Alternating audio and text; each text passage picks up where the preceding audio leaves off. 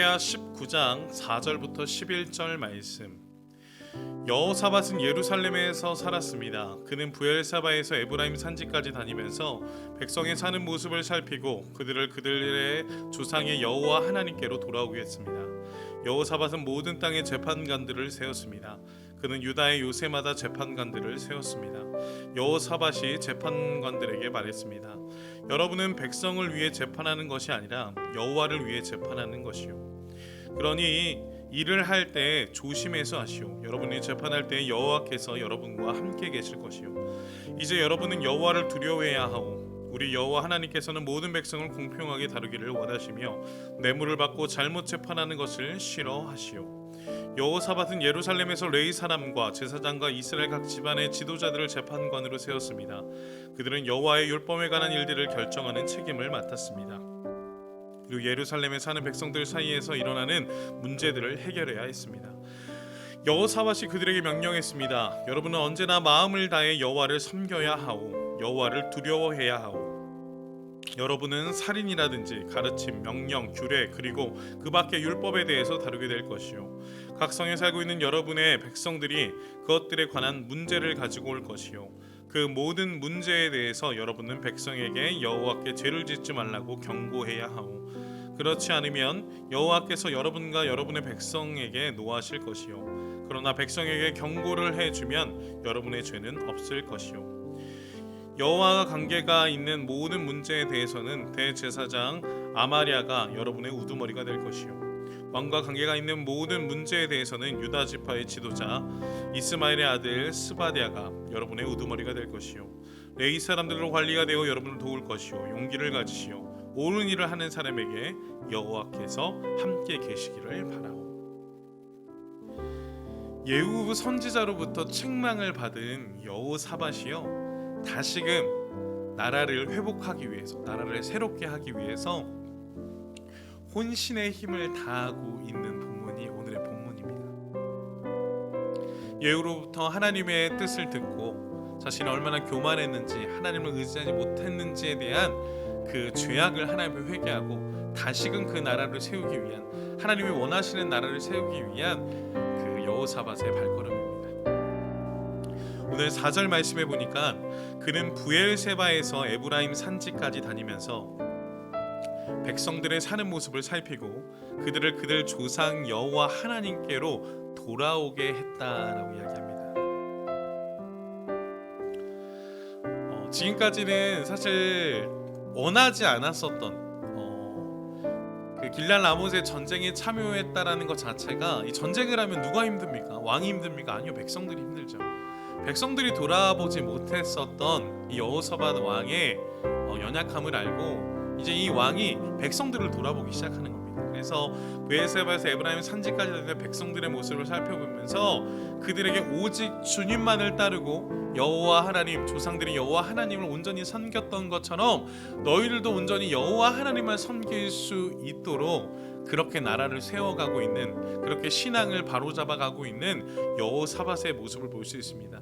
그래서 아합과 동맹을 가지면서 많은 우상들이 들어오고 복잡했었던 그런 상황들을 정리하며 다시금 백성들로 하여금 하나님만 섬기며 하나님을 바라볼 수 있도록 신앙의 모든 상황들을 정리하며 하나님 앞에 주권이 있음을 그렇게 훈련하고 있는, 교육하고 있는 여호사밧 왕의 통치를 볼 수 있는 것입니다.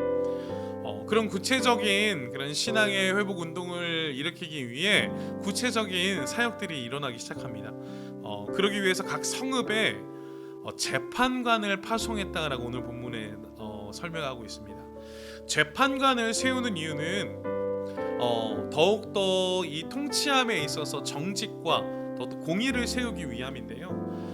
근데 이것이 어떠한 사람의 통치를 위함이 아니라 하나님의 통치를 위한 재판관을 세웁니다. 왜냐하면 그 재판관을 통해 여호와의 율법을 재판해서 하나님의 율법이 옳은지 아닌지, 하나님의 뜻이 온전히 그 각 성읍들에 세워질 수 있도록 그렇게 여호사밧 왕은 신앙의 부흥 운동을 시작하고 있는 겁니다. 여호와의 율법 앞에서 우리가 어떻게 살아가고 있는지를 정확하게 재판하기 위해서 그 재판관들을 각 성읍에 세우고 있다는 겁니다. 오늘 9절 말씀해 보니까 여러분은 언제나 마음을 다해 여호와를 섬겨야 하오 여호와를 두려워해야 하오라고 이야기합니다.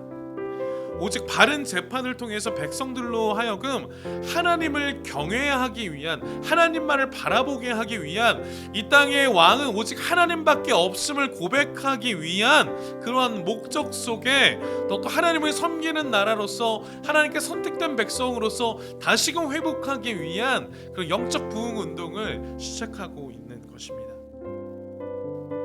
여호사밧은요, 그러한 재판에 관한 것을 더욱더 상세히 규정하고 또 이것들을 분담하면서 더욱더 여호와의 율법이 온전히 세워지기 위한 국가를 세우고 있습니다.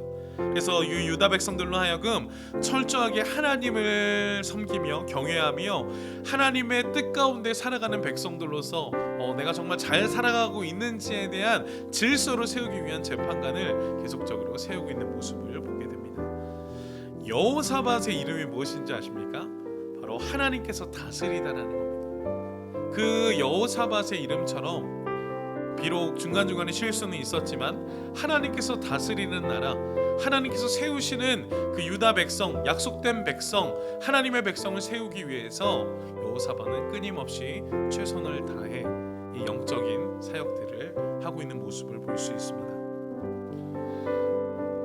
여호사밧이 이렇게 하나님을 경외한 민족, 하나님 그런 왕으로 쓰임받을 수 있었던 이유는 무엇일까요? 그 이유는 하나님을 사랑했던 여호사밧이기 때문이라고 생각합니다. 하나님을 사랑하면 사랑할수록 하나님의 뜻이 무엇인지를 더욱더 명확하게 깨달아 하나님의 뜻에 순종할 수 있는 순종의 백성, 하나님께서 나에게 주신 그 사명, 하나님의 뜻대로 다스리는 나라를 세우는 것이 여호사밧의 뜻이었기에, 그 사명이었기에 그때로 쓰임받는 여호사밧의 인생을 볼 수 있습니다. 사랑하는 여러분들, 저와 여러분들에게 주어진 사명이 무엇입니까?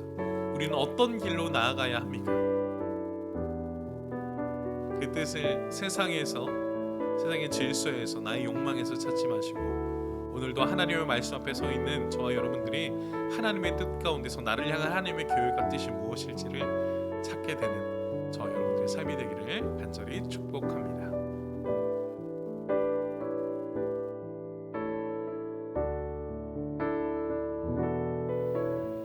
오늘 본문이 잘 이해되셨나요?